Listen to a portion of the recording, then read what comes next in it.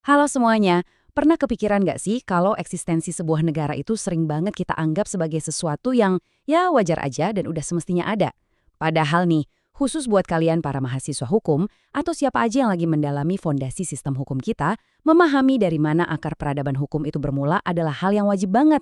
Jadi, selamat datang di pembahasan eksplanasi kita kali ini, di mana kita bakal membedah sebuah topik yang jadi landasan utama dari seluruh sistem perundang-undangan di dunia, yaitu pengertian ilmu negara. Nah, sebelum kita melangkah lebih jauh, perlu kalian tahu kalau seluruh materi eksplanasi yang akan kita bahas ini dikurasi secara khusus oleh tim penyusun materi studi tentang ilmu hukum. Jadi kalian nggak perlu ragu, kalian dipastikan dapat inti sari pengetahuan yang valid, kredibel, dan emang dirancang sebagai referensi belajar akademik berstandar tinggi. Oke, mari kita lihat agenda kita hari ini. Padat tapi pastinya menarik. Kita bakal mulai dari pengantar konsep ilmu negara, lanjut ke pandangan para ahli, ngelihat asal mula sampai penyebab lenyapnya suatu negara, perbandingannya dengan hukum tata negara, dan ditutup dengan refleksi serta daftar pustaka. Sip, kita langsung aja masuk ke bagian pertama, pengantar konsep ilmu negara.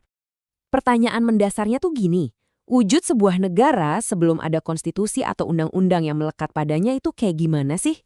Nah, ilmu negara ini berpijak pada 3 pilar utama, umum, abstrak, dan universal. Coba deh kalian bayangin, kita lagi melihat entitas negara yang benar-benar ditelanjangi dari semua sifat khususnya. Kita bukan lagi ngomongin negara Indonesia masa kini, atau Inggris di zaman kerajaan. Sama sekali bukan. Kita lagi menelaah entitas murni, sebuah keberadaan yang gak terikat ruang, waktu, atau kondisi politik manapun. Ibaratnya, kita lagi ngelihat cetak biru murni dari kedaulatan itu sendiri. Sekarang, mari kita lanjut ke bagian kedua, pandangan para ahli hukum. Kalau ngomongin ilmu negara, kita wajib banget kenal sama tokoh yang satu ini, George Jelinek. Beliau ini secara luas diakui sebagai bapak ilmu negara loh. Lewat konsepnya yang sangat terkenal, Staatsleer, Jelinek ngebangun fondasi ilmu yang murni dengan cara menyelidiki secara mendalam asas-asas dan pengertian yang paling pokok dari sebuah negara. Nah, pemikiran sistematis dari Jelinek tadi kemudian dikembangkan lebih jauh nih sama pakar lain bernama Roelof Kranenburg. Dia nggak cuma berhenti di asas pokok aja.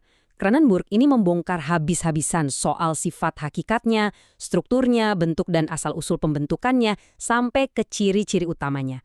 Pendekatan Kranenburg ini ngasih kita semacam pisau bedah analitis yang super detail untuk melihat konsep negara dari segala sisi. Masuk ke bagian ketiga, asal mula terjadinya negara. Pernah nggak sih kalian ngebayangin, dari zaman peradaban purba dulu, gimana ceritanya sebuah kekuasaan yang berdaulat itu bisa tiba-tiba muncul pertama kali? Pasti ada prosesnya kan? Ada beberapa teori nih yang berusaha menjelaskannya. Ada teori ketuhanan yang meyakini kalau lahirnya negara itu murni kehendak Tuhan. Terus ada teori hukum alam. Kalau yang paling populer sih teori perjanjian masyarakat, di mana individu sepakat bikin kontrak sosial demi keamanan bersama. Ada juga teori kekuasaan yang beranggapan siapa yang kuat, dia yang berkuasa. Sampai ke teori organis yang ngelihat negara layaknya makhluk biologis yang terus tumbuh, dan teori garis kekeluargaan. Lanjut ke bagian keempat, penyebab lenyapnya suatu negara. Tapi ingat, hukum alam itu selalu berlaku setara. Apa yang bisa lahir, tentu bisa mati. Begitu juga dengan negara. Lenyapnya sebuah negara umumnya dipicu oleh 2 faktor utama. Pertama, faktor alam. Bayangin aja bencana alam super dahsyat, kayak letusan gunung berapi raksasa atau tsunami tak berujung yang bisa nyapu bersih daratan dan peradaban di atasnya. Ngeri banget ya. Kedua, faktor sosial. Ini murni ulah manusia atau krisis sosial. Bisa karena kemiskinan ekstrim, invasi, penjajahan, kudeta berdarah, atau bahkan saat sebuah negara secara sadar memilih buat memecah dirinya sendiri, kayak yang terjadi pada Uni Soviet dan Yugoslavia. Sekarang kita bahas bagian kelima, ilmu negara versus tata negara. Nah, ini krusial banget buat mahasiswa hukum, jembatan antara teori murni dan praktik nyata.